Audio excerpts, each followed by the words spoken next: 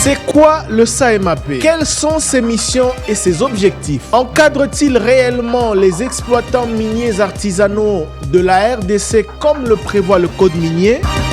Édition spéciale ce mercredi 7 janvier après le journal de 19h avec Jean-Paul Kapongo, directeur général du SAEMAP, service d'assistance et d'encadrement de l'exploitation minière artisanale et à petite échelle en République démocratique du Congo. Rediffusion le jeudi 8 janvier après le journal de minuit, après le journal de 7h. Chers auditeurs, chers téléspectateurs, bonjour ou bonsoir, selon l'heure à laquelle vous nous recevez.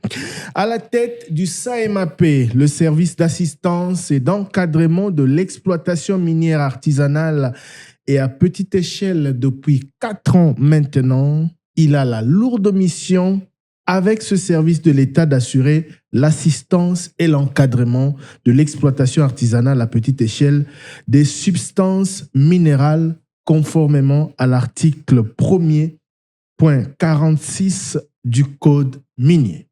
Mais comment s'y prend-il exactement? Les creuseurs artisanaux congolais sont-ils vraiment protégés, sécurisés, assistés ou ont-ils toujours droit au chapitre comme l'exige la loi? Édition spéciale est aujourd'hui consacrée à ce service public, le SAEMAP, dans ce contexte où l'exploitation minière est plus que jamais d'actualité en République démocratique du Congo et dans le monde, en RDC notamment à travers les différents accords signés par le gouvernement de la République et avec la dernière décision, celle du 19 décembre 2025, prise par le ministre des Mines qui continue de faire réagir dans des provinces riches en ressources minières. Notre invité se nomme Jean-Paul Kapongo. Il est avec nous ici. Monsieur le directeur général, bonjour. Bonjour, chers journalistes. Bienvenue dans Merci beaucoup. Édition spéciale sur Top Congo FM, une émission que je vais co-animer avec Monsieur Économie de Top Congo FM, Eric Ambago Mazo, bonjour. Bonjour Thierry Kambondi et bonjour à tous les auditeurs et téléspectateurs. Monsieur le DG, nos voeux les meilleurs. Merci beaucoup. Merci. L'une nos voeux les meilleurs pour cette année. Merci. Car l'une des dernières images de vous avait inquiété votre famille, votre service et l'opinion nationale. On vous a vu sortir en courant d'un avion qui avait frôlé, enfin, qui a été contraint d'atterrir en catastrophe, hein, parce que, voilà, vous étiez avec le ministre des Mines en route pour Kolwezi, en mission de service. L'avion a craché, heureusement, qu'il n'y a pas eu perte en vies humaines. Comment on se sent quand on sort? C'était, on rappelle, le 17 novembre dernier. Comment on se sent quand on sort d'une situation comme celle-là? En tout cas, je voudrais d'abord aussi réitérer ici à vous tous, au patron des Top Congo, Christian Lusakon, avec votre autorisation, vous-même, M. Eric, tous les personnels, me veut le meilleur pour cette année. Merci. Surtout pour les privilèges que vous m'accordez aujourd'hui dans cette édition spéciale. C'était vraiment un crash, comme vous avez vu. Je ne sais pas comment expliquer ce phénomène. Dieu merci, ma famille, mes enfants allaient me manquer et je ne savais même pas si réellement, dans de telles circonstances, comment on est sorti là-bas. Parce que vous savez, des appareils, souvent, d'après les commentaires, on vous dira qu'aucun crash n'a jamais épargné la vie humaine. Donc, toutefois, ça allait avoir un deuil difficile à supporter. Imaginez-vous que le ministre, membre du gouvernement national de Mines, avec tout son cabinet, les DG du SAEMAP que je suis, les DG du cadastre minier, mon collègue Mabolia, le coordonnateur du CTCPM, le directeur du cabinet du ministre des Mines et ses conseillers. Nous y étions tous là-bas, avec la presse du cabinet, toujours au nom du service de la nation. On devait y aller parce que, comme vous avez appris de ce qui s'était passé, l'événement triste de Moulondo, il était de notre devoir d'aller compatir, nous rendre compte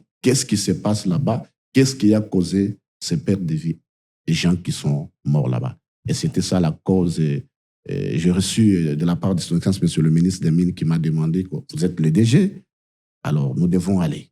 Nous sommes partis, On a quitté Kinshasa, c'était vers 23h, on est arrivé à Lubumbashi.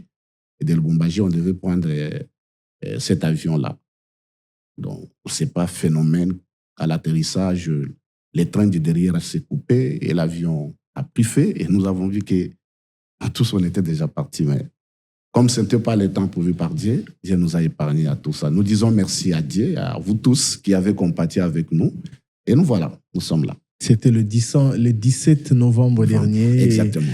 Cette image avait choqué l'opinion, vous voir avec les ministres et tout, le reste de la délégation sortir en courant, en abandonnant tout ce qu'il y avait comme bagage, etc. Tout. Voilà. Il y avait une enquête. Est-ce que les résultats sont connus? Jusque-là, les enquêtes, ça se poursuit toujours. Hein. Je pense que Excellence, Monsieur le ministre des Mines, avait réuni tous les membres qui étaient avec nous parce que c'était une piscose, hein, on ne sait pas. Donc, je pense qu'on aura... Le gouvernement va tenir compte de ça quand même. Les premières informations, c'est défaillance technique ou c'était problème, je ne sais pas, de atmosphère climatique ou atmosphérique? En tout cas, on n'a jamais eu l'écho jusque-là. Ouais. Rien n'a été déjà communiqué. En tout cas, c'est pour la première fois que vous exprimez en public sur cette question et c'est sur Top Congo. Exactement. Nous vous en remercions. Alors, parlons du SAEMAP. C'est la raison de notre édition spéciale de ce jour. Vous avez, je l'ai rappelé en introduction, la lourde et l'importante mission d'encadrer, d'assister l'exploitation minière en République démocratique du Congo. On va commencer par un petit bilan. Okay. Vous êtes à la tête du SAEMAP depuis 2022. Voilà, depuis bientôt 4 ans, on va le dire comme ça, car on est 18 janvier. Depuis pratiquement 4 ans. Oui. Tout d'abord, veuillez nous circonscrire le cadre de votre mission et nous dire ce que vous avez fait depuis qu'on vous a confié la tête de ces services.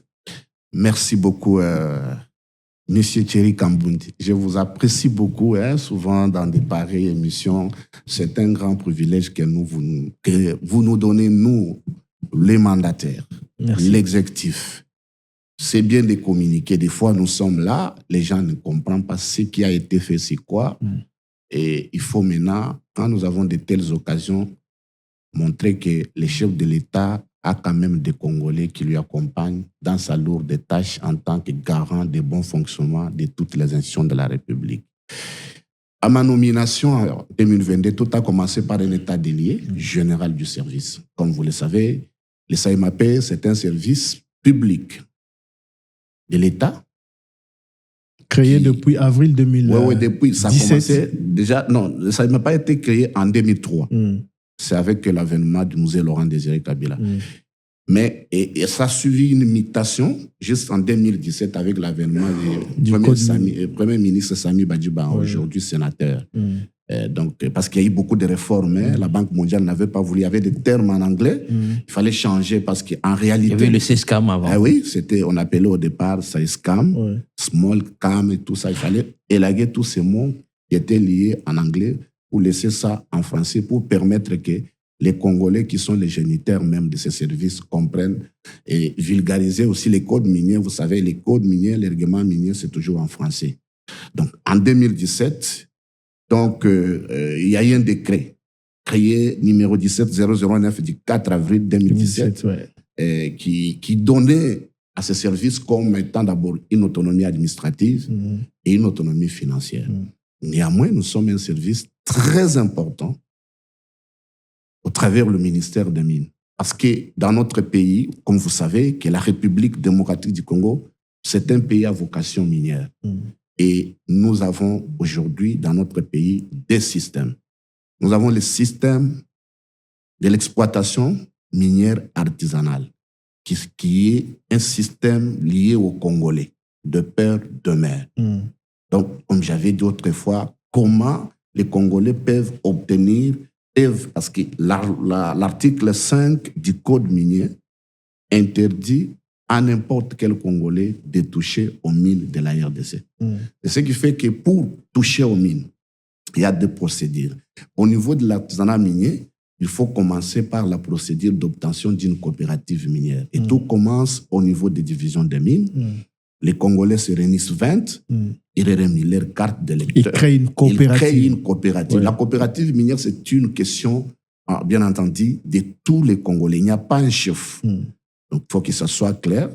20 Congolais se retrouvent, ils réunissent leur carte d'électeur, ils réunissent $5,000, ils payent ça à la DGRAD au niveau de la division des mines des ressorts.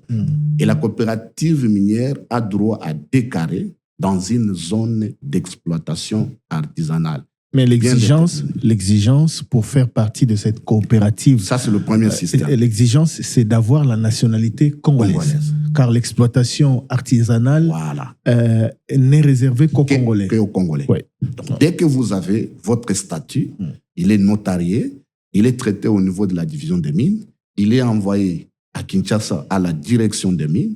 La direction des mines, en étant une direction technique, va étudier. Lorsqu'on trouve qu'il y a la preuve de paiement de votre $5,000, il y a la preuve de paiement de vos cartes de membres, à ce moment-là, on émet un avis favorable par le directeur de mines qui envoie, bien entendu, au ministre national des mines pour que le ministre national signe l'agrément en délai 27 jours. Lorsque l'agrément est signé, ça ne se limite pas à ce niveau-là. Les dossiers est envoyé parce que les actes du ministre sont notifiés par le secrétaire général des mines qui a la responsabilité comme le chef d'administration. Le secrétaire général des mines m'envoie à l'original de l'agrément pour que moi, à mon niveau, en tant que garant, top manager de l'institution, dénotifier les propriétaires de la coopérative pour leur donner maintenant le pouvoir d'être installés dans la zone qui a été créée pour eux pour éviter le pur.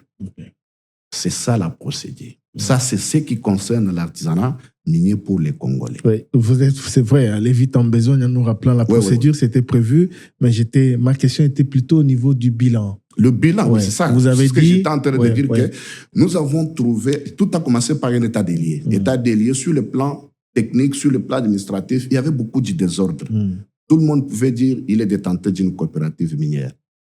Tout le monde pouvait dire nous avons trouvé des comptoirs bidons. Nous avons trouvé des coopératives malades qui n'existaient même pas dans la banque de données des statistiques du SAEMAP.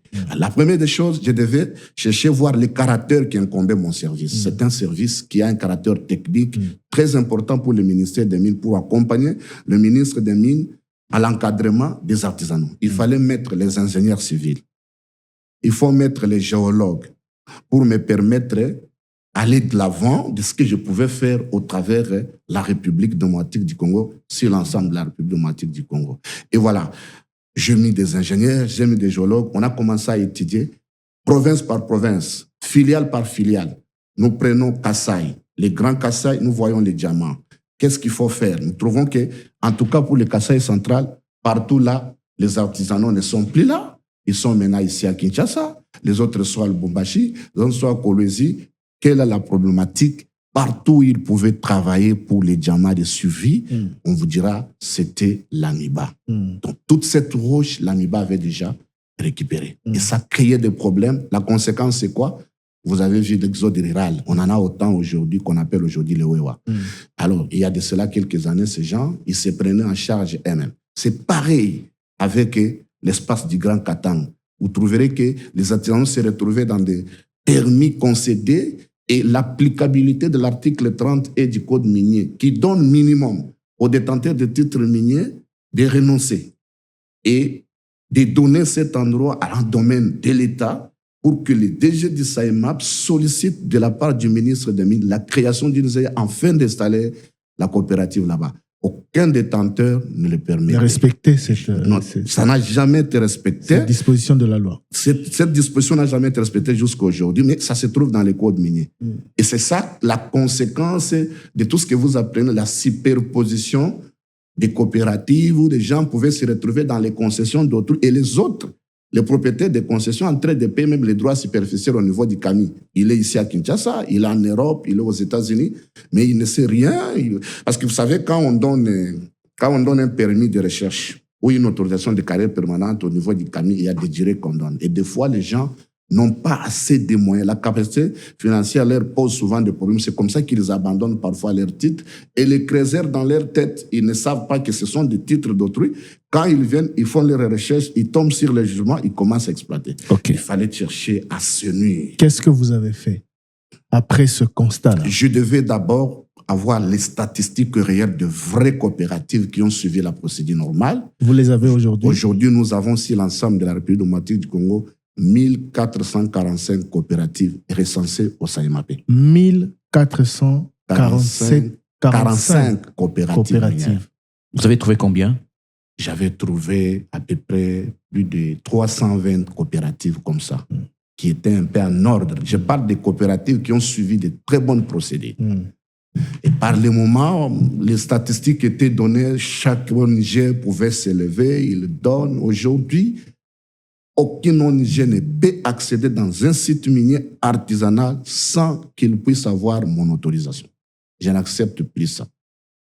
Ce sont des efforts que nous avons faits sur le plan technique. Je devais travailler avec les ingénieurs, les métallargistes, les géologues pour obtenir filiale par filiale selon les provinces. Okay. Aujourd'hui, le SAEMAP est capable de vous dire au niveau du Grand Kivu, quand je parle du Grand Kivu, c'est Kisangani, partout là-bas, avant que l'exploitif puisse entrer. On a beaucoup travaillé. Vous avez eu même les statistiques de l'encadrement du SAEMAP. Pour la première fois, nous avons encadré les comptoirs primaires à Gold.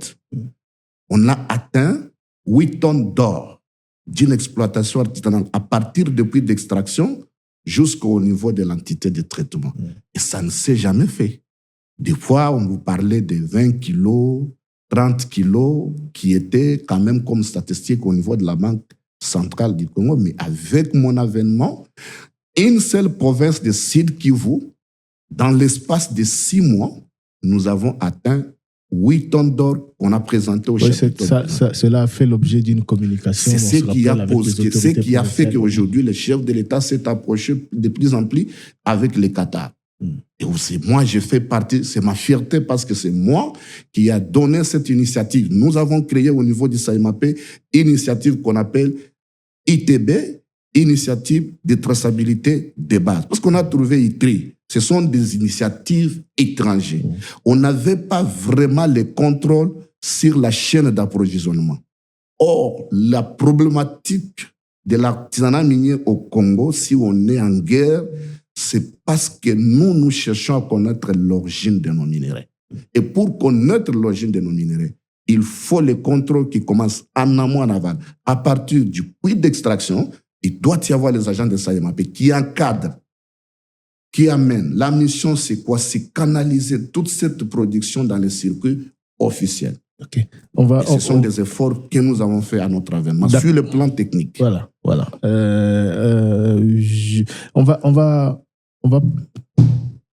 y aller, on va dire, de manière à ce que ceux qui nous écoutent qui puissent et nous regardent comprennent. Très bien. Quand on dit que le SAEMAP encadre les creuseurs artisanaux, cela veut dire quoi? Vous avez donné la procédure pour créer une coopérative. Le nombre, ce que vous avez trouvé, 200, 300 coopératives en ordre. Aujourd'hui, dans votre base de données, vous en avez 1445 conformes à la loi et bien enregistrés. Alors, comment ça se passe très exactement? Les artisanaux miniers se réunissent en coopérative. Ils choisissent un site, ils commencent à exploiter. Comment ça se passe exactement? En tout cas, c'était ça qui se faisait au départ. Pourtant, l'État a dû créer dans un décret du Premier ministre, comme je l'ai évoqué, un décret qui donne les attributions au SAEMAP d'être le seul service d'encadrement technique, financier, pour assister les coopératives. L'idée, c'est quoi? Et la difficulté se trouve à quel niveau? En réalité, l'idée de l'État en créant ce service, c'était pour assister les coopératives qui sont au début de leur commerce. Vous voyez, quand vous commencez là, ce sont des petites cotisations, 1000 francs, 100 $, 100 $, pour atteindre les 5000 $. En réalité, la première ressource reconnu par l'article 198 du Code minier, qui devait permettre au SAEMAP d'assister financièrement les coopératives. Quand la coopérative est notifiée par les DG du SAEMAP, on lui assiste avec le financement. Et ça nous permettra d'éviter l'origine et les flux financiers. Mais l'assistance, comment? Parce que quand on crée une coopérative, on a un capital. Non, le SAEMAP vient en plus appuyer avec quel financement? Oui, mais nous avons... D'abord, c'est prévu dans nos d'inciter la participation de la création des fonds de crédit minier. Ça n'a jamais été fait. Les 16% Vous êtes un service, vous n'êtes pas... Nous sommes un service Vous n'êtes pas une public. société de mobilisation de recettes, vous êtes un service. Mais l'État nous reconnaît. Dans nos attributions, il est demandé d'abord l'applicabilité de l'article 198, comme je viens de l'évoquer. Ça n'a jamais été fait. Donc, cet article nous donne 16% des droits superficiels. Et c'est beaucoup d'argent. Ces droits superficiels permettent au DG du SAEMAP de rétrocéder les 10% aux communautés locales pour la stabilité de la paix. Le choix des sites à exploiter relève de qui? Toujours les DG du SAEMAP, au travers de ces services. C'est nous qui sollicitons. Nous sollicitons auprès du ministre des Mines la création des zones d'exploitation artisanale. Mais la difficulté, c'est quoi? Depuis mon avènement, c'est pour la première fois où je profite de votre micro de Top Congo pour féliciter son Excellence ministre des Mines actuel, Louis Watoum. Parce que le SAEMAP a fait un bon travail. Vous avez appris que le chef de l'État, lors de ce 67e conseil du ministre au niveau du Lualaba, la question était devenue une question d'actualité pour lui. Il a instruit le ministre Kizito sortant, les DG de la GECAMINE, les DG d'Arescom, de créer les EIA qu'on appelle les zones d'exploitation artisanale pour mettre à la disposition de ces électeurs qui sont les Congolais. Mais aujourd'hui, je me félicite qu'un ministre arrive, il voit le travail que le SAEMAP a fait. J'ai sollicité au moins à Lualaba 85 zones d'exploitation artisanale. Aujourd'hui, le ministre a signé 64. Sur les 85. Sur les 85. Ça ne s'est jamais fait. Alors. Jamais. Lualaba était stabilisé par une seule ZEA créée en 2017, la ZEA de Kassoul. Dans une circonstance où quelques Congolais se sont retrouvés en train de creuser un WC. Du coup, ils ont vu la roche qui avait des mines là-bas. On a trouvé qu'après quelques jours, le monsieur commençait à changer. Il a commencé à acheter des parcelles, des immeubles, des trucs. Les creuseurs sont venus. C'est en pleine ville, la ZEA de Kassoul. À l'époque de Mouyej Manguez comme gouverneur et Madame Fifi, actuelle gouverneure. Vice-gouverneur, oui. À l'époque, elle était vice-gouverneur. Et quand la population est venue massivement pour commencer à creuser ces puits-là, il fallait calmer. On a fait quoi? Il y a eu des décisions politiques. C'est ce que j'ai toujours demandé.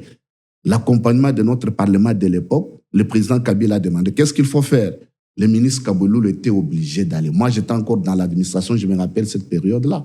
Le ministre Kaboulou allait dans l'idée de faire chasser les artisanaux. Mais il a trouvé une résistance. Alors, c'était compliqué. D'où c'était la concession de la GECAMINE. La GECAMINE était obligée de céder la ZEA là. Je pense que c'est 683, quelque chose comme ça. Et cette ZEA a été vendue, je pense, à 58 millions de dollars à la société SEDEM. Et ça a stabilisé le minimum des artisanaux qui travaillaient dans cet espace jusqu'à aujourd'hui. Et il y a eu des coopératives qui ont été sélectionnées pour être installées là-bas. D'accord. Mais imaginez-vous, d'une ZEA à 64. Il faut féliciter les DG du SAEMAP. Et au niveau du Haut-Katanga, on est à 31 zones d'exploitation artisanale. Vous m'avez vu dernièrement avec le président de l'Assemblée provinciale dans un site de Mirindi, où j'ai communiqué devant beaucoup de creuseurs pour leur dire que je viens vous communiquer une très belle nouvelle. Notre ministre national des Mines, Louis Watoum Kabamba, venait encore de prendre une décision courageuse où il a signé, il a mis à ma disposition 31 zones d'exploitation artisanale. Mais pour arriver à distribuer ces ZEA, il fallait quand même identifier d'abord les coopératives. D'accord. Vous avez les zones d'exploitation les EIA. Oui, les EIA. Oui. Ouais. Comment vous les distribuez? Ah, voilà. Le ministre signe et les met à votre disposition. Exactement. Vous devez les distribuer aux coopératives. Oui. Et comment vous vous assurez que derrière, les exploitants industriels ne viennent pas déranger les nationaux qui exploitent de manière artisanale? Mais c'est ça la question de l'assistance. Lorsque nous avons les agents, moi le service est représenté dans toute la République démocratique du Congo. Donc, le ministre a signé. Vous voyez, avant de procéder, pour ne pas anticiper, avant de procéder à la distribution des ZEA, j'ai commencé la campagne de sensibilisation et d'identification. ZEA, c'est zone d'exploitation artisanale. Voilà. Donc, il faut, parce que je sais, ça ne pourra pas arranger tout le monde. Et je sais que beaucoup de coopératives sont entre les mains des politiques. Ils sont là, dans les institutions, ils observent. Et je ne veux pas que demain, quand je vais procéder à la distribution maintenant de ces ZEA, on puisse encore avoir un groupe de gens qui vont s'élever, comme on s'est élevé pour l'arrêté du 19. Oui, mais justement, sur quels critères objectifs, conformément aux lois de la République, vous distribuez ces zones d'exploitation artisanale? Premier critère, identification de toutes les coopératives minières sur l'ensemble de la République démocratique du Congo. Nous sommes à l'espace du Grand Katanga. Je vous ai parlé du Grand Katanga. Je vois Lualaba, je vois au Katanga. Ce sont les provinces pilotes que j'avais choisies. Il faut aussi préciser ici que la République démocratique du Congo, ce n'est pas ces deux provinces-là. Le SAIMAP est représenté à Tanganyika, il est représenté au Lomami, Sankuru, Kasai, Chikapa, Chopo, et partout là, nous avons nos bureaux représentés. D'où, quand on parle parfois du Katanga, du Lualaba, les gens pensent que le Congo, c'est simplement Lualaba au Katanga. Non, nous sommes représentés et nous allons distribuer ces ZEA, filiale par filiale, coopératives identifiées à nos banques de données qui appartiennent au SAIMAP. Personne ne viendra nous proposer que non, prenez ma coopérative, qui qu'il soit politique, qu'il soit militaire, général, gouverneur, en tout cas, ils doivent déjà comprendre ma franchise de ces questions-là. C'est la raison par laquelle je salue l'arrêté ici. Cet arrêté du ministre des Mines. Monsieur le DG, c'est facile de le dire au micro. Oui, mais néanmoins, les Congolais me connaissent. Les influences politiques existent. Bon, les Congolais me connaissent. Surtout dans ce domaine-là, où il y a beaucoup d'acteurs politiques c'est ça. De certains rangs qui, voilà, à travers leur famille, à travers leurs proches, veulent absolument avoir leur part du gâteau, etc. Les influences politiques existent. Je sais, j'étais au Parlement. Les ministres étaient au Parlement. La même question, je l'ai évoquée, je l'ai redit d'ici là. Ils ont les honorables députés, les élus légitimes du peuple ont salué cette idée. Ils ont dit que non, en tout cas, c'est du premier, ça ne s'est jamais fait. C'est comme ça que des fois, lorsque nous, les responsables des institutions, nous prenons de responsabilités, des décisions, qu'on nous accompagne. On ne peut pas prendre des décisions comme ça, comme si les gens se réveillent juste parce qu'ils ont besoin de prendre des décisions. Non. Deuxièmement, l'État doit être géré pas selon les émotions des individus. L'État doit fonctionner normalement au travers de ses animateurs.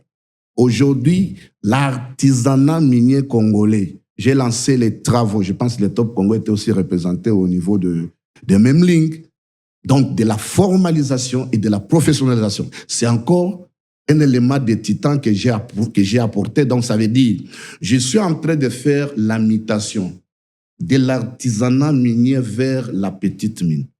Parce que nous aurons aussi les petites mines. D'accord. Alors, ouais. Eric, je voudrais que l'on puisse, toujours dans ce chapitre, consacrer un peu à l'explication pour que les auditeurs et les téléspectateurs comprennent. Je voudrais rappeler les missions de la SAIMAP. Très bien. On a fait l'état des lieux.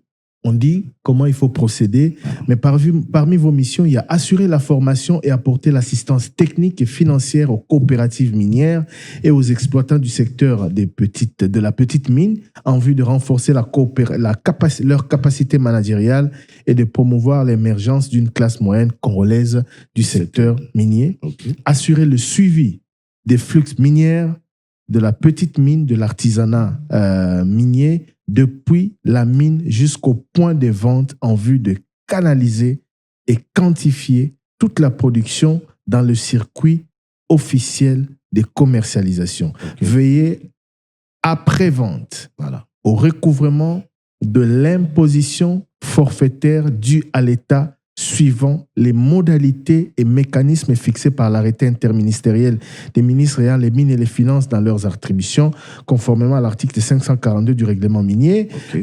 Il y en a beaucoup, hein, incité au regroupement des exploitants miniers. Les missions sont très importantes. Voilà.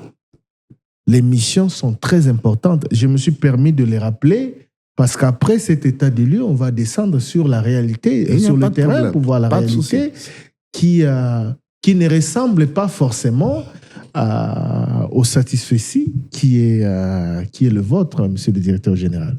Non, mais attendez, aujourd'hui, le SAEMAP d'aujourd'hui n'est pas assez compensé hier. Je pense que si vous m'avez approché, c'est parce que qu'il y a une dynamique DG qui fait ce travail. Aujourd'hui, nous avons vendu l'image de la République démocratique. J'étais à Genève. Nous avons parlé de l'artisanat minier. Je viens de l'Allemagne. On était avec madame la ministre des Affaires étrangères et le ministre des Mines. On a pris parole. On a montré la position de notre pays par rapport à l'exploitation minière artisanale. Parce qu'on nous accusait trop, on disait non, il y a la présence des enfants mineurs dans les mines. Il y a les femmes enceintes dans les mines. Il fallait qu'il y ait un DG qui va avoir son courage de montrer et qui donnait toutes ces statistiques. C'était des ONG mal intentionnées qui avaient leur agenda caché et qui étaient là au service de Rwanda, juste pour salir l'image de la République démocratique du Congo. Et les rapports de ces ONG ont été portés par certains États. Les États-Unis ont parlé notamment des exploitations des enfants dans des sites miniers. Exactement. Le problème, c'est quoi? Imaginez-vous, c'est une exploitation minière artisanale. Permettez-moi de vous donner l'exemple dans votre propre village natal. Le mine, avant que ce soit les mines de ces gens-là, les industriels, c'est les mines de nos pères. J'étais à Kamoa avec le ministre des Mines. Je vous donne juste une petite extraction. Madame Chantal de Glencore, il dit le SAEMAP ne nous a pas aidés. Nous avons été envahis 5 ans dans notre concession. Vous savez, Glencore n'est pas n'importe quelle entreprise minière sur le plan économique, le budget. Alors, quand le ministre a écouté ça, en réalité, l'artisanat minier était considéré comme une épine, comme un cancer qui ne pouvait pas trouver son traitement. Mais aujourd'hui, on a un traitement que nous apportons à toutes les coopératives minières. Un détenteur d'une coopérative minière a posé la question au ministre des Mines. Lorsque les titres miniers sont vendus au CAMI, là, madame parle de 5 ans. On vend les titres miniers, on vend nos forêts, on profane même les tombes de nos pères.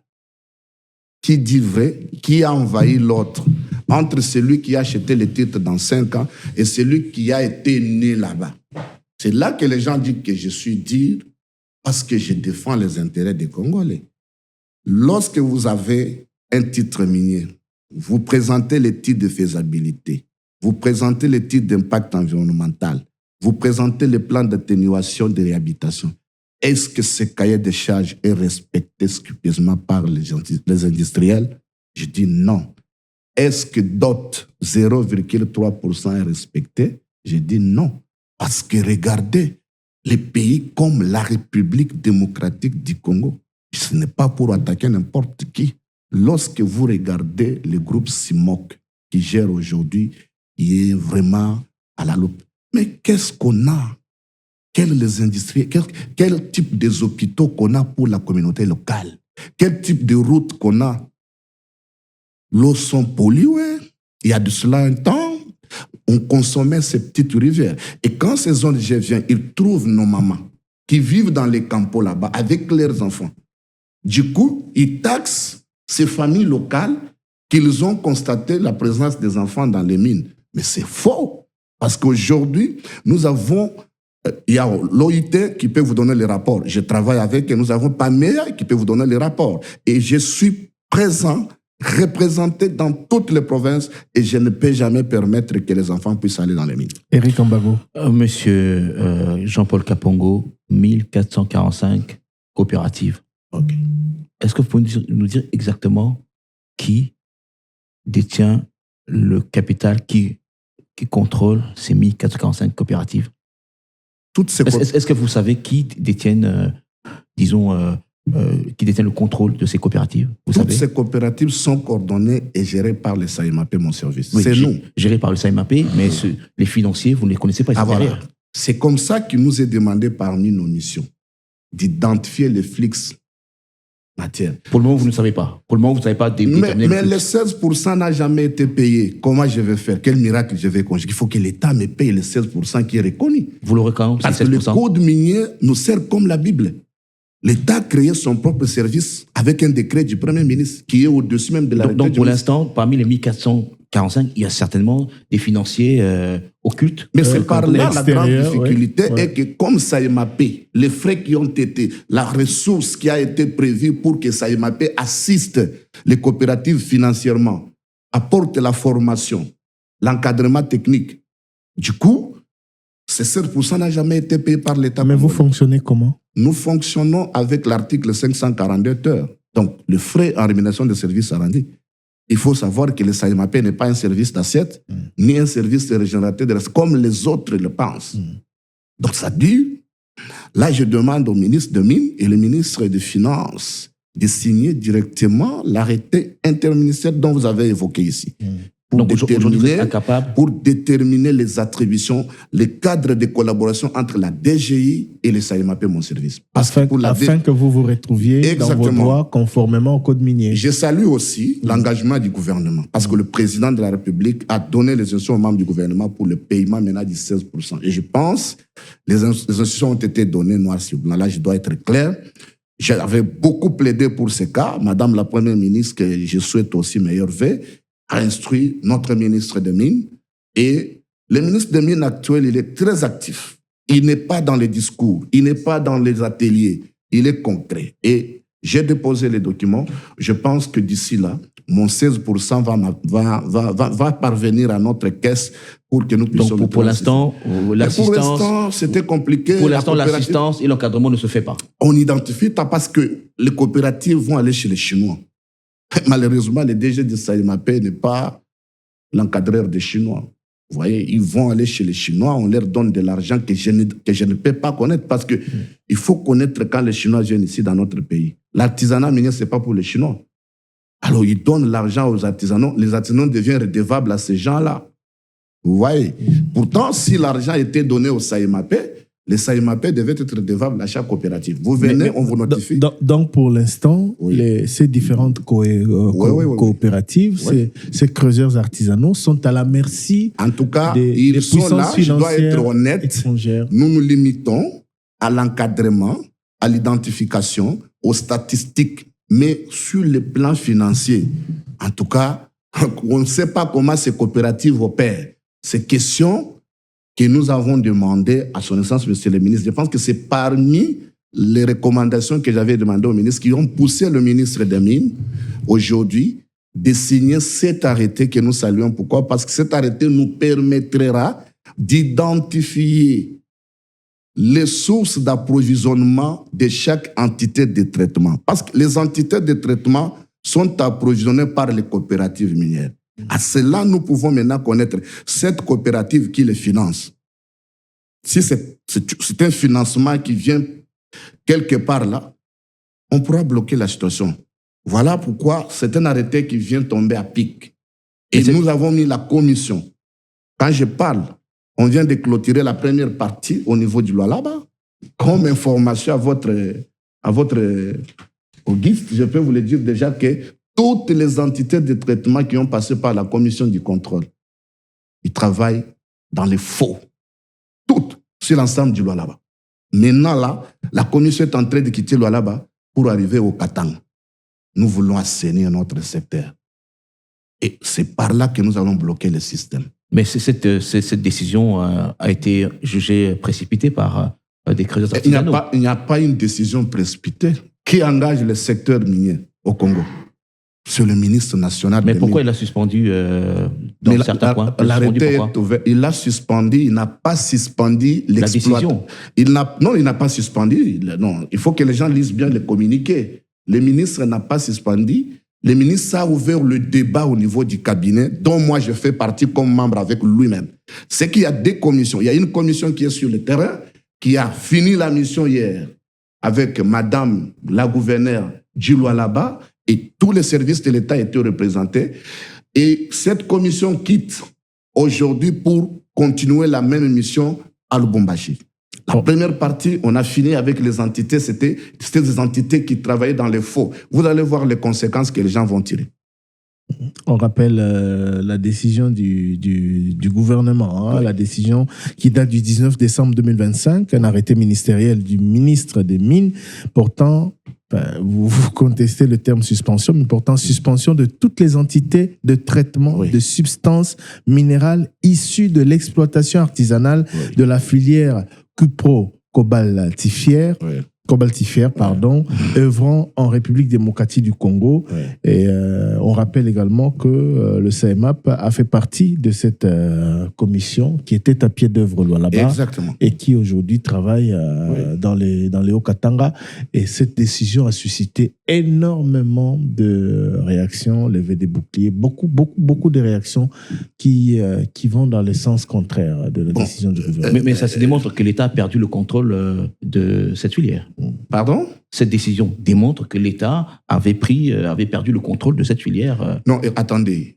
Moi, je pense que l'État fonctionne normalement. C'est que nous répondons à ces agitateurs qui sont dans les réseaux sociaux, qui n'ont même pas eu le temps de prendre leur temps pour lire du premier préambule de l'arrêté jusqu'au dernier paragraphe. Quel est le bien fondé de cette décision? Le bien fondé, aujourd'hui, tout d'abord, le ministre des Mines, ça doit être clair, il n'a pas suspendu les activités de l'exploitation artisanale. Il a suspendu les entités de traitement et le débat est ouvert au cabinet. Chaque entité doit venir au cabinet du ministre des Mines, nous rencontrer avec l'arrêté de l'agrément et nous dire où est-ce que cette entité est approvisionnée. Ça, c'est d'abord pour l'espace du grand. Les entités sont liées avec l'exploitation artisanale. Oui, parce que toute la production qui sort par les coopératives minières, ça va vers les entités de traitement. Donc, dans tous les cas, ça déréglait un peu le travail des creuseurs qui étaient fâchés. Non, les creuseurs ne doivent pas se fâcher. Ils doivent attendre que nous sommes en train d'assainir le secteur. Vous imaginez que le chef de l'État, il prend la responsabilité de signer l'accord de la paix et l'accord économique avec les États-Unis. Il nous observe. Les États-Unis ne viendront jamais ici investir dans un pays voyou où les tests ne sont pas respectés. Donc maintenant, le ministre prend la décision. Nous devons accompagner la décision du gouvernement parce que nous voulons vraiment assainir notre secteur. Pour assainir tous ces troubleurs qui étaient venus dans le secteur sans suivre les codes et les règlements miniers, ils doivent quitter le secteur.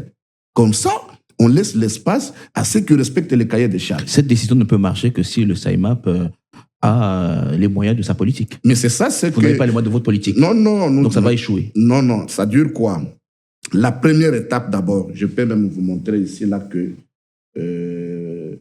j'ai été saisi déjà par Excellence Monsieur le ministre des Mines qui me demande déjà de lui présenter dans 5 jours les budgets de la viabilisation pour le secteur de l'artisanat minier. Et ça, ce sont des décisions courageuses comme ça qui manquaient au secteur.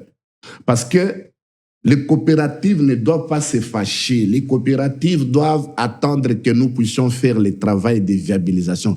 Là, comme je venais de le dire dans l'introduction, là, vous savez qu'on a créé un service dans un décret du Premier ministre, mais on n'a pas prévu les EA et comment on pouvait fonctionner. Et toutes les coopératives, tous les Congolais qui sollicitaient les coopératives, c'était pour installer où? Et maintenant, on a FOMINE, on a l'accompagnement du ministre des Mines qui me demande, moi, de lui présenter les budgets réalistes pour la viabilisation. Il faut que les coopératives puissent être fières parce que là, c'est le travail que je vais faire avec mon collègue du service géologique national. Nous faisons nos propres recherches géologiques, nous tombons sur le jugement et nous créons directement les EA dans une mine à ciel ouvert qui vont permettre l'installation de ces coopératives. Au lieu que les coopératives se retrouvent toujours dans l'envahissement des permis d'autrui. Non! Vous allez apprendre qu'il y a eu l'éboulement à Moulondo. Vous avez appris qu'il y a eu des morts au niveau de Kateketa. Mais là, je n'ai pas vu un média, je n'ai pas vu réseaux sociaux ou un collectif de soi-disant qui se dit, nous, les collectifs des coopératives minières, nous, les combattants de l'IDPS. Non, les pays ne doivent pas être gérés par des émotions comme ça. Mais comment nous avons un ministre national qui est membre du groupe. Qui a reculé face à la pression. Pardon? Qui a reculé face à la pression. Oui, personne n'a reculé. Nous sommes en train de travailler. Mais le ministre n'a pas reculé. Monsieur Kapongo, oui, le ministre a levé de manière partielle et momentanée la suspension des activités, donc dans quasiment tous les coins du Lualaba. C'est-à-dire quoi? Il a levé.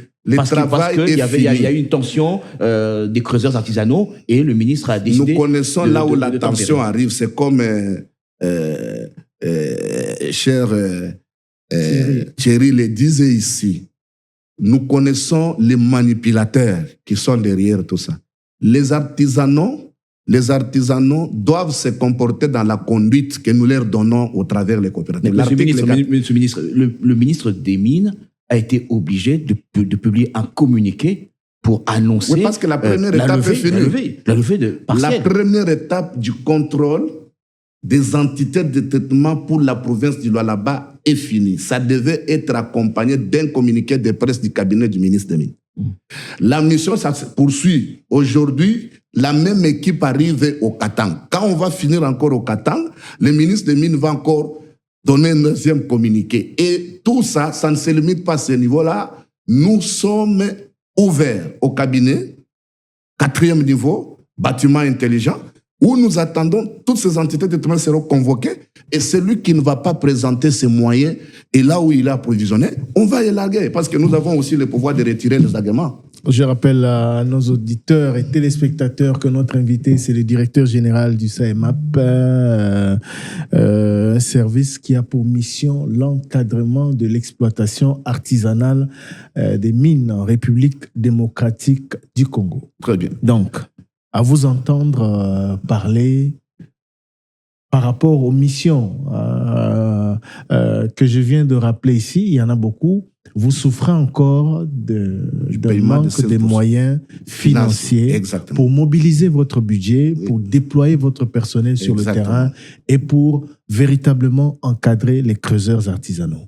Oui, en tout cas, ça, je dois être honnête. Je l'ai dit dès mon mandat, après la remise de reprise, j'avais compris qu'il y a l'article qui n'est pas respecté jusqu'à aujourd'hui, qui n'a jamais été appliqué, l'article 198 du Code minier et 400 ED du règlement minier, qui donne le droit une ressource principale du SAEMAP pour sa politique quotidienne. Et vous savez, nous devons remonter la classe moyenne. Et vous savez, le SAEMAP a la mission de construire des ponts, des toilettes publiques, de donner de l'eau potable aux artisanaux. Et aujourd'hui, je me félicite dans la mesure où SEC me permet les frais de fonctionnement, les frais en nomination de services rendus qui m'est rétrocédé au niveau de la DGDA à chaque fois qu'il y a le paiement au niveau des guichets uniques. Ça me permet aujourd'hui, j'ai doté mon service province du Lualaba au moins des Land Cruiser tout neuf, pas pour la logistique. J'ai acheté un groupe électrogène qui a la capacité, je pense, d'alimenter une partie de la province du Lualaba. Et tous les personnels sont très bien payés. Je les ai affiliés dans le meilleur hôpital du Lualaba. C'est pareil avec la direction générale ici. Vous avez combien d'agents? Vous avez combien d'agents au total sur l'ensemble du territoire national? J'ai au moins 3400 personnels. 3400 agents membres du SAEMAP. Les travailleurs du SAEMAP, ici à Kinshasa. Quand je suis arrivé, la ville de Kinshasa, j'avais trouvé 43 agents. 13 étaient pris en charge par la direction générale. J'ai pris la décision. J'ai régularisé d'abord la situation de ces 43. Ils étaient payés $100. Aujourd'hui, ils sont au nombre de 324. J'ai pris la décision, j'ai engagé au moins minimum 289 personnels. Ils sont payés tous à la banque et ils me suivent. Je n'ai pas droit de communiquer leur salaire, mais ils savent qu'ils sont très bien payés au niveau de la banque. Ils ont eu l'accès aux soins, tels qu'ils sont là, et les DG du SAIMAP n'ont pas toujours été attentifs à tous ces personnels. Ok, revenons à l'encadrement des... J'ai fini par là. Oui, allez-y. Au niveau de la direction générale, les SAIMAP, j'ai pris l'engagement avec l'hôpital Cinquantenaire, l'hôpital des Anges, l'hôpital Mungala, où mes personnels sont très bien payés et tous très bien Vous dites très bien payés. Très bien payés. Ils sont à l'abri des besoins. Ils n'ont jamais copé un retard de paiement depuis mon avènement. Tous sont payés du 20 au 25. C'est vérifiable à la banque. Mais monsieur Kapongo, oui. Sur les sites artisanaux, le nom du SAIMAP est cité comme service qui est à l'origine des tracasseries par les creuseurs. Comment vous expliquez? Vous dites qu'ils sont bien payés. Qui multiplient des taxes, justement, dont se plaignent les creuseurs artisanaux. D'abord, il nous est demandé, l'article 542 terre, les guichets uniques de chaque province doivent être gérés par les SAIMAP. Mais dans ces guichets uniques, ce n'est pas les SAIMAP qui émettent. Il y a la division des mines, il y a beaucoup de services. C'est comme ça qu'on est dans cette phase. Il y a un travail que j'ai donné au ministre. Et vous reconnaissez qu'il y a tracasserie parfois de la part de vos services. C'est comme ça que j'ai parlé de la formalisation et de la professionnalisation. Nous sommes dans cette phase-là parce que ce n'est pas les SAIMAP qui tracassent les agents. D'ailleurs, les coopératives aiment bien coopérer avec les agents des SAIMAP qui sont en gilet, que voir d'autres services qui interviennent là, que la loi, les codes et les règlements miniers ne reconnaissent pas. C'est ça le problème. Vous allez voir, la liste est là, le ministre va afficher la liste au cabinet là-bas. Vous allez voir quels sont les services de l'État qui ne sont pas reconnus par la loi, ni code, ni règlement minier, mais qui interviennent et qui créent les troubles sur le terrain. Et quand les agents de SAIMAP viennent pour essayer de vérifier tout ça, des fois il y a des blocages. Combien de sites sont, d'après vos informations, occupés par les groupes armés? En tout cas, les groupes armés, vous savez que Nord Kivu est occupé. Sud Kivu est occupé par ces splitifs. Et nous avions déjà commencé un travail qui était déjà avancé, mais avec l'avènement de tous ces pantins, ça nous a bloqués pour évoluer. Il y en avait combien déjà à l'époque? Des sites à Massissi, on avait beaucoup évolué. Au niveau de Fizi, on avait beaucoup évolué. Au niveau de Nord Kivu là-bas. Donc, il y avait beaucoup. Je peux vous dire que les SAIMAP étaient l'élément, l'appareil le plus considéré par les agents, je vais parler les coopératives minières. Jusqu'à maintenant, là, on déplore ça parce que quand les agents des SAIMAP sont sur le site, ils savent quoi dire et quoi faire par rapport à l'encadrement des coopératives minières. Des rapports des ONG nationaux comme les ONG nationales et internationales affirment qu'il y a un lien entre les minerais, l'exploitation minière artisanale et les groupes armés. Cela signifie que votre service a failli dans la sécurisation de manière indirecte de ces mines dont vous parlez ici. Malheureusement que les militaires ne sont pas gérés par les DG du SAIMAP. Dernièrement, nous avons été tous au CNS. Les DG du SAIMAP, les DG du cadastre minier, l'AG de l'ANER, le conseil spécial en matière de sécurité du président de la République, nous avons convoqué tous. Les ministres de la Défense étaient là. Tous les responsables du service, ils savent ce que j'avais parlé les jours-là. Et les cahiers de charges, c'est chaque partie doit respecter. Moi, je me demande, pourquoi les militaires dans les sites miniers, ils viennent faire quoi? Parce que nous avons déjà la police des mines, qui est reconnue dans les codes miniers. Mais c'est vous qui gérez les sites? C'est vous qui nous gérons les sites, mais lorsque les militaires viennent, ils ne demandent pas. Ce communiqué a fait lié à tout ça. C'est le ministre d'État, ministre de la Justice, qui a signé ce communiqué après la réunion que nous sommes concertés tous au niveau des CNS.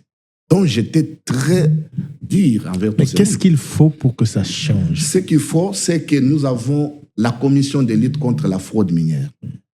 Aujourd'hui, je salue aussi la nomination du nouveau inspecteur général de mines. Monsieur Raphaël Kabengele. Oui, que je salue, que je connais, qui est un grand travailleur. Nous allons travailler ensemble avec lui. Nous allons bouter dehors tout le monde là. Parce que j'aime à souffrir. de son fonctionnement réel. Quand à l'époque, vous prenez Alingeti et vous prenez Alingeti des mines, il n'y a pas match. Donc, vous pouvez poser la question à un enfant, vous connaissez IGF? Oui. Mais pose la question à un enfant s'il connaît IGEM. Et puis aussi, cette nomination, pour moi, c'est vraiment un salut pour notre secteur. Il faut maintenant que IGEM prenne ses responsabilités. Parce que dans cette commission de lutte contre la fraude minière, c'est le ministère des Mines qui a la présidence. Je ne vois pas un inspecteur des mines, un DG, et je ne vais pas, moi, aller piquer les attributions au niveau des militaires là-bas. Ça sonne mal à la tête. Qu'est-ce qu'il faut pour un meilleur encadrement des artisanaux miniers en République démocratique? Il faut doter les moyens au SAEMAP pour sa politique, c'est-à-dire le paiement de 16% qui est déjà en téléchargement. Il faut donner le budget à l'IGEM pour l'inspection générale de mines, pour que tous les inspecteurs soient sur le terrain pour prendre les responsabilités selon ce qui est décrit dans le décret. Et il faut identifier tous ceux qui participent en violation du code du règlement minier, que tu sois gouverneur, militaire, ministre, député national. Il n'y a pas la compatibilité pour que ces gens-là se retrouvent. C'est du kimila.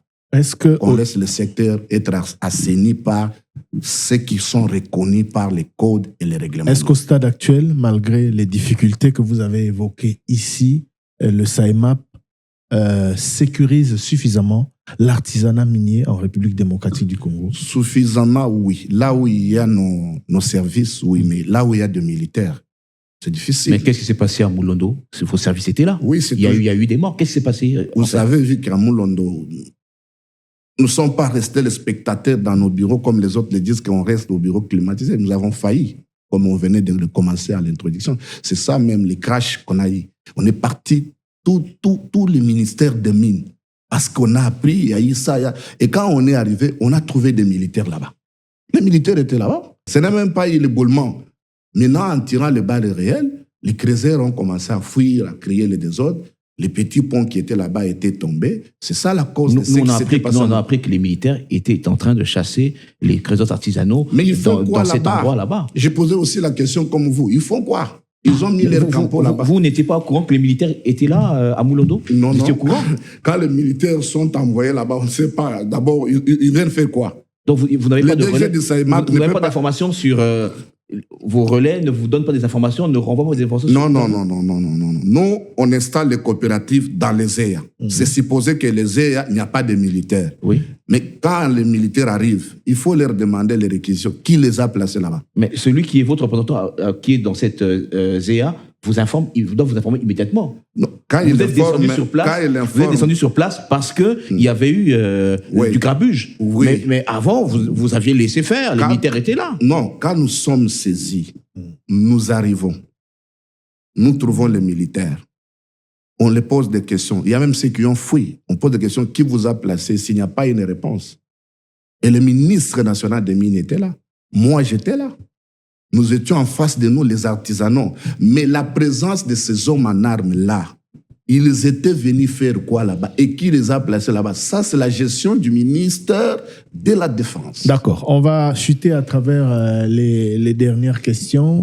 Avant d'évoquer la sécurité des creuseurs artisanaux, qui est également l'une des préoccupations majeures évoquées dans ce secteur, parlons de la sécurisation de l'artisanat minier prévue par la loi. On l'a rappelé tout au long de cette émission.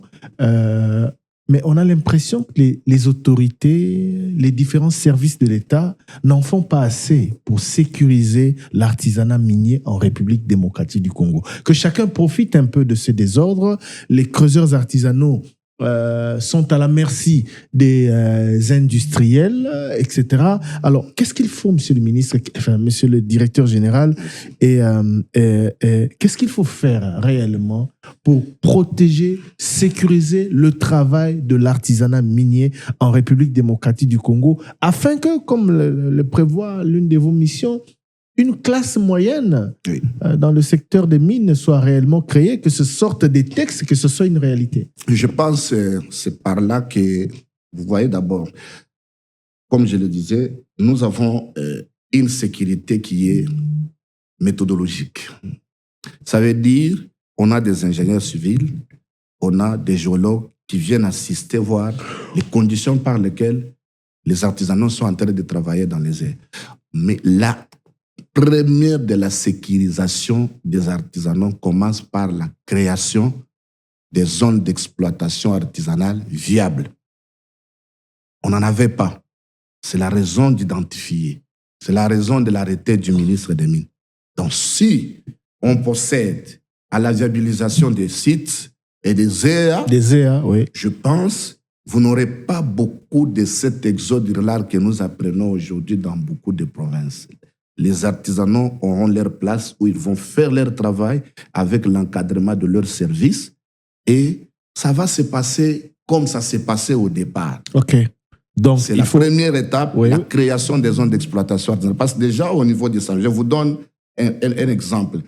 Nous encadrons 415 coopératives minières et réparties sur 111 sites miniers dans la filiale Quiproquo Batifère dans le Haut-Katanga et Lualaba. Les 111 sites miniers ici, c'est identifié, c'est dans nos banques. On peut tout dire aujourd'hui, mais c'est lui qui a la responsabilité de communiquer la vraie information, c'est le DG du SAIMAP via ses services au travers des provinces. D'accord. Il faut sécuriser, créer et sécuriser les EA. Oui. Les EA, pas simplement créer les EA, mais des EA viables. Ouais. Parce que ça, c'est une mine exploitation artisanale. Et puis, au besoin même, j'ai même innové en commençant à donner aux coopératives un avis technique. Parce qu'il est demandé dans nos missions aussi que le directeur général du SAIMAP doit doit émettre un avis sûr. Donc, je dois me rassurer que dans l'avis sûr, la plupart de nos puits sont déjà des puits et puits de longue profondeur. Comme nous sommes aussi là pour encadrer les petites mines. Lorsque nous constatons déjà que ces puits ne correspondent pas à l'environnement, du coup, plusieurs fois, j'ai sollicité auprès du ministre des Mines beaucoup de fermetures de certaines. Je ferme, mais il ne s'agit pas tout simplement de fermer pour ne pas aussi mettre les créateurs en difficulté. On ferme, on sollicite l'ASE à la fermeture et on crée, on fait quoi? On sollicite maintenant auprès du cadastre minier les permis d'exploitation des petites mines. Ce qui va permettre un peu que les Congolais puissent avoir leur propre titre minier et leur propre entité de traitement. Parlons de la sécurité des creuseurs artisanaux. C'est également de votre ressort en tant qu'encadreur de ces creuseurs artisanaux. Les images que l'on voit parfois à travers la télévision montrent des creuseurs qui travaillent dans des conditions inadmissibles. Ils ne sont pas sécurisés. Ils ne mettent pas les tenues qu'il faut, que l'on voit peut-être sur certains sites industriels. Qu'est-ce que vous faites sur ce plan-là pour sécuriser davantage des creuseurs miniers? Bon, comme je l'ai dit, pour leur permettre de travailler dans des conditions qu'il faut. Je vais préciser que, je venais de dire tantôt, les moyens humains et logistiques actuels du SAIMAP sont insuffisants pour encadrer efficacement le millier d'exploitants miniers artisanaux. Mais ce qu'il faut faire, c'est quoi? Il faut faire la concurrence du secteur informel aux difficultés de maîtrise des effectifs réels. Avec le paiement de 16%, les creuseurs ou les coopératives pourront intégrer un schéma de formation. Et dans cette formation, il y a un dialogue permanent avec le président des coopératives. C'est ce que la loi reconnaît, c'est ce que les codes nous demandent. À notre niveau, ces moyens n'est pas encore doté au SAIMAP. C'est ce que je dis. Les 16% représentent combien à peu près? Il faut faire les calculs. C'est beaucoup d'argent. C'est beaucoup. Des millions de dollars. C'est payé. 10, 20 millions de dollars. On est dans les 30, 40 millions de dollars. Qui peut permettre à votre service si on calcule, parce que moi, j'ai commencé à partir de 2018, où le code minier et la réforme du code minier. Si je prends de 2003, c'est beaucoup. Mais j'ai commencé par de 2018 jusqu'à aujourd'hui. C'est au-delà de 70 quelques millions de dollars. Si on vous donne cet argent-là aujourd'hui, vous faites quoi dans la sécurisation de l'artisanat minier? Vous faites quoi pour répondre à toutes ces questions vous savez, qu'on a évoquées ici? On était parti au Ghana. J'étais invité pour les échanges d'expériences entre l'artisanat minier congolais et celle du Ghana. Aujourd'hui, le Ghana occupe la première place de l'exploitation de l'or. Vous savez pourquoi? Le président ghanéen disait qu'au départ, les gens avaient une mauvaise conception que l'artisanat minier ne pouvait pas développer le pays. Mais l'État a pris suffisamment de moyens. Il l'a doté au service qui était créé pour ça. Dans le SAIMAP du Ghana. Exactement, le SAIMAP du Ghana. Et le SAIMAP du Ghana a répertorié, comme je l'ai aujourd'hui, j'ai 1445 coopératives.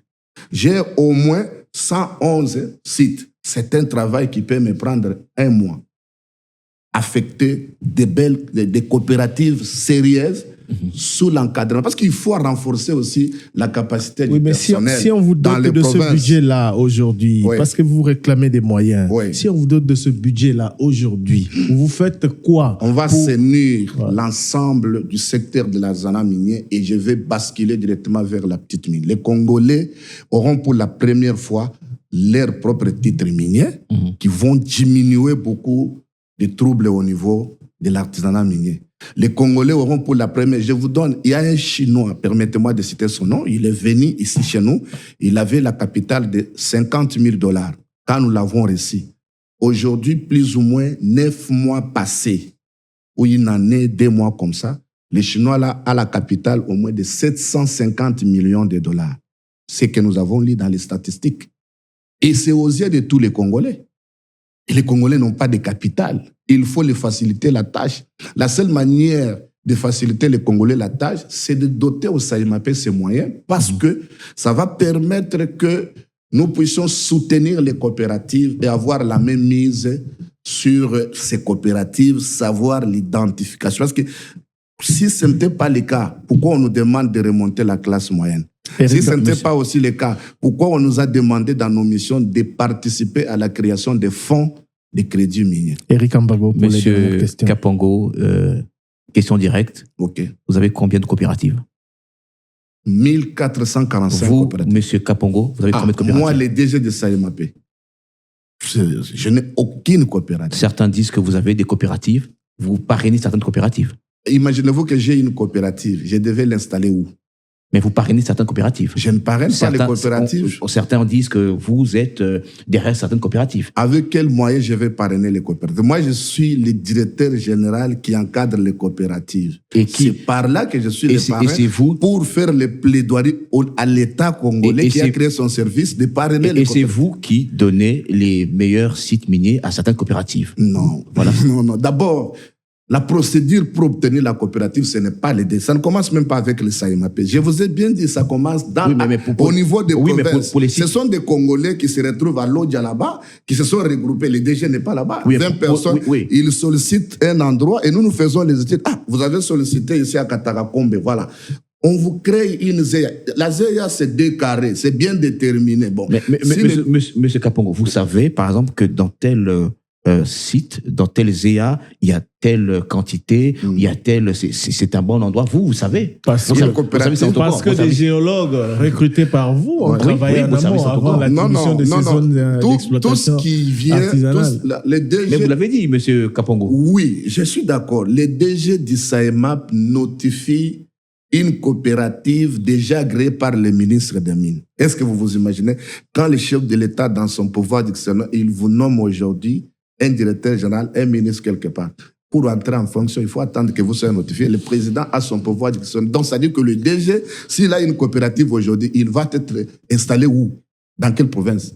Parce que la coopérative a 2 carrés et bien limité, une ZEA bien déterminée. Vous ne pouvez pas être détenteur d'une coopérative minière à Lualaba, en même temps vous êtes au Katanga, en même temps vous êtes au Kassai, en même temps vous êtes à Kisangani. C'est du désordre que nous évitons au niveau du secteur. Ma question encore d'actualité, toujours en ce qui vous concerne. Oui. On a dit par rapport à la mine de Zanikodo dans le point de l'Ituri, qui est réclamée par M. Corneille Nangaa, on dit que c'est vous qui est à la base de ce retrait de ce site minier et qui a créé toute cette polémique? Bon, écoutez, tout d'abord, les droits miniers, les titres miniers ne sont pas gérés par le DG du SAIMAP. C'est les cadastres miniers. Et puis la loi. C'est une zone artisanale. Non, c'est une mine artisanale. Moi, quand je suis arrivé, depuis ma nomination, je n'ai jamais été à Ituri. J'ai fait l'état des lieux à Isiro. Si vous me parlez de Isiro, oui. Parce que j'avais fait un constat. J'ai reçu beaucoup de mémos. La société civile, les services de l'État, ils venaient se plaindre au nom de cette famille-là. Vous comprenez? Alors, en ma qualité de DG, je devais quand même faire certaines visites de sites. Excusez-moi. Je suis parti et j'ai constaté qu'il y avait une exploitation illicite que la famille Nanga était en train d'octroyer. Vous n'avez pas de titres miniers. Je suis bien placé à la mesure où je suis le DG. Ça m'appelle. Je n'ai jamais vu la coopérative qui s'appelait XY. Même la loi interdit aujourd'hui de donner un titre minier à une personne physique. C'est depuis... Vous avez mis de l'ordre. On a mis de l'ordre, il faut, parce que ça nous posait des problèmes lorsqu'on est dans des missions de redevance minière. Les individus avaient leur titre minier dans les poches et c'était difficile de répertorier l'adresse administrative pour les contrôler et les poursuivre. D'où le DG du SAIMAP avait dénoncé que les services de l'État s'imprègnent. Alors, si les gens veulent savoir si les Nanga et les autres ont des titres miniers, je leur ai envoyé qu'ils puissent partir au cadastre minier, voir mon collègue Mabolia. Il a les guichets du CAMI. Les DG du SAIMAP ne gèrent pas les titres miniers. Merci beaucoup, M. Jean-Paul Kapongo, directeur général du service d'assistance et d'encadrement de l'exploitation minière artisanale et à petite échelle en République démocratique du Congo. Merci de vous être soumis à cet exercice de redevabilité. Un dernier mot? Dernièrement, merci au Top Congo, merci à tous les Congolais. Nous sommes au service de la nation. Je profite de votre micro avec votre autorisation pour aussi souhaiter mes meilleurs vœux au commandant suprême, les garants de bon fonctionnement de toutes les institutions, Félix Antoine Tshisekedi Tshilombo, et je vais aussi souhaiter mes meilleurs vœux à tous mes personnels et à notre ministre national des Mines, Louis Watum Kabamba. Et nous disons que les gens sachent que nous avons déjà commencé à assainir le secteur, que votre cœur ne se trouble pas. Croyez en nous, croyez que nous sommes vos frères, nous sommes là pour le bien de notre pays et aimons le pays, la patrie. Merci. C'est ici que se termine cette édition spéciale assez particulière consacrée à l'exploitation artisanale des mines en République démocratique du Congo. Merci Eric Ambago. Merci Thierry. Merci beaucoup. M'a aidé à vous la présenter. Merci aux équipes techniques, à la régie audio et vidéo. Merci également à notre équipe numérique. Merci à vous tous de nous avoir suivis et regardés. L'actualité est en continu sur toutes les plateformes en ligne de votre radio. C'est quoi le SAIMAP? Quelles sont ses missions et ses objectifs? Encadre-t-il réellement les exploitants miniers artisanaux de la RDC comme le prévoit le code minier? Édition spéciale ce mercredi 7 janvier après le journal de 19h avec Jean-Paul Kapongo, directeur général du SAIMAP, service d'assistance et d'encadrement de l'exploitation minière artisanale et à petite échelle en République démocratique du Congo. Rediffusion le jeudi 8 janvier après le journal de minuit, après le journal de 7h.